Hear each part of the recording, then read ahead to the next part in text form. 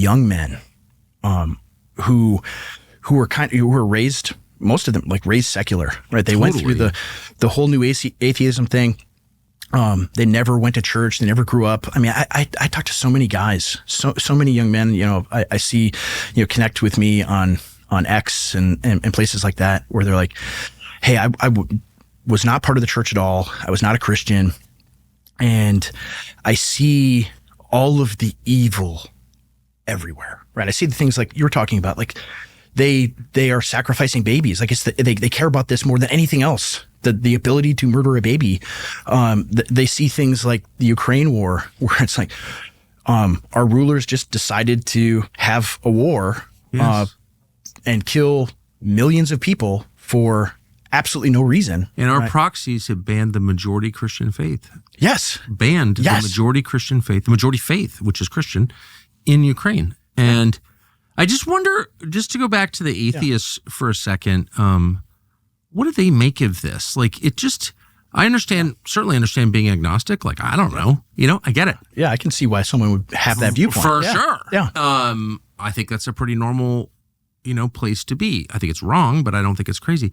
Yeah. But to be an atheist, to have determined that there is no God, like, what do you make of the things you see around you? Have you never held someone's hand while he dies? Like, what do you think that is? Yeah. You've never felt anything that is clearly outside of what science describes? Like, how determined are you to ignore your life that you become an atheist? Like, what is that? I know, it's crazy. Know any? Yeah, I mean, it's funny because most of the people that you talk to are like, when they espouse kind of atheist ideas, right, they'll retreat. It's kind of a Mott and Bailey thing where they'll retreat to agnostic. Well, I'm agnostic. I don't really know for sure, right? So there's very few people, especially now, that are like, no, I'm an atheist. There definitely is no God. Right? Okay, well then, why is murder wrong? Yeah, exactly. Well, because it is.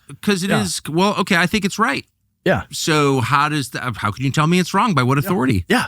Because you feel that way? That's your authority? Your emotions? And you would see this. I remember. So like the people you were saying who are atheists, like, have they ever, some of them are smart, I assume. Yeah. What do they say to that? I remember watching, previous guest of yours, actually the man who trained me in ministry, Doug Wilson, debate. Wonderful man. Christopher nice Hitchens. Man. Yeah. Right? Oh, yes. And they had that discussion, right? And it was shocking to watch Hitchens say, well, it's common human experience, solidarity with mankind. That's why I think murder is wrong. And of course, Doug says to him, well, if you saw someone being like murdered on the street, you think that's bad, right? Well, why? And he goes into his whole spiel.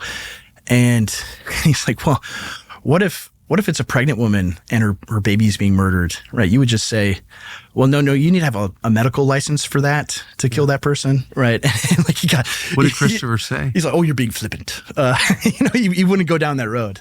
What's so sad is I knew Christopher very well and always liked him enormously for his erudition, his ability to recite long passages of poetry, Philip Larkin and Orwell, and he was just he's a reader, like a dedicated lifelong reader, and a wonderful dinner and lunch companion. I had many, many highly drunken dinners with him before I quit drinking. And, but he was and so I love Christopher, but he was a moralizer. Whoa. Yeah. And I was much younger, 25 years younger than I am now. And I never sort of put it together in my mind, like, how can an atheist be a moralizer? Yeah. Doesn't even make any sense, actually. Lent is here, the period before Easter, the 40 days, and it's a unique chance to get closer to God. That's the point of it. Hallow, the world's #1 prayer app, can help you do that. Joining their Prayer 40 Challenge, it's a great way to connect with Christians all over the world and unite in preparation for Easter, which is the payoff of this season. It's called The Way. It helps participants focus on how Jesus is the way to heaven. If you join the challenge, you'll embark on a spiritual journey with some of America's most convicted Jesus followers. Powerful stories, prayer, you grow in your ability to sacrifice. That's what Lent is. It's a sacrifice. And taking thought-provoking sermons and true stories of faith in action, which are amazing. This year is going to be the best Lent ever. Thousands of people praying together all over the world, and you can be part of it through Hallow, which, by the way, is in use in my house and a nightly topic of conversation. So you can sign up at hallowed.com/Tucker when you join. Check out thousands of guided prayers, meditations, music, and everything. There's a ton on Hallow, all designed to help you find peace and closeness to God. Download the Hallow app and jump onto the Lent Pray 40 challenge right now. Yeah. And I agreed with him on some things and disagreed on others, but he was always like in the pulpit, actually. Yeah. And a lot of the atheists are. Yeah. Like, what is that?